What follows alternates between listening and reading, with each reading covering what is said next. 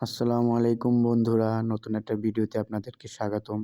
তো বাসায় বসে, বসে বিভিন্ন জেলার ভিডিও দেখার পর আমার হঠাৎ কইরা চোখে পড়লো নাটোরের ভিডিও। তো নাটোর জেলাটা অনেক সুন্দর। ভিডিও দেখার পর তো বাসা থেকে আমরা সেই রাত্রি প্রোগ্রাম করলাম যে নাটোর যাবো। তো নাটোর যাওয়ার জন্য রাত্রে আমরা সবকিছু গুছ কইরা তারপরে অলরেডি বাসা থেকে বেরিয়ে পড়লাম।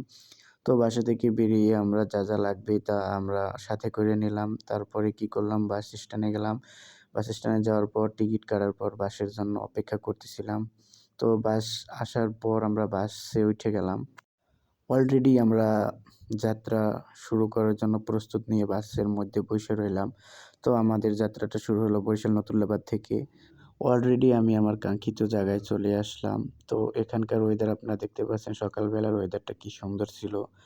তো আমি তারপর এখান থেকে চলে আসলাম নাটোর রেলওয়ে। ওইখানে আমি আপনাদেরকে বাজারটা আরকি ঘুরিয়ে দেখাবো। এখানকার বাজারে কি সকালে পাওয়া যায়। এখানে শুধু পেয়ারা তারপর বড়ই এগুলোই আমরা দেখতে পাইছি। তো এখান থেকে আমি আবার রওনা করলাম গ্রামের উদ্দেশ্যে। তো গ্রামে যাওয়ার পথে আপনাদেরকে দৃশ্যগুলো আমি দেখানোর চেষ্টা করতেছি। অনেক সুন্দর দৃশ্য।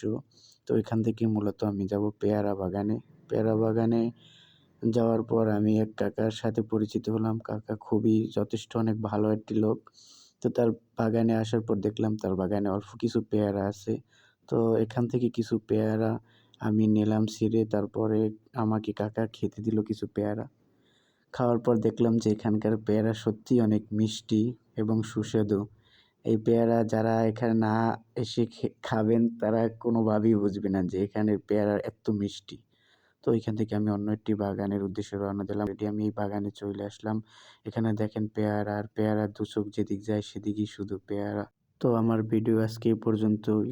আবারও আপনাদের সাথে দেখা হবে নতুন কোনো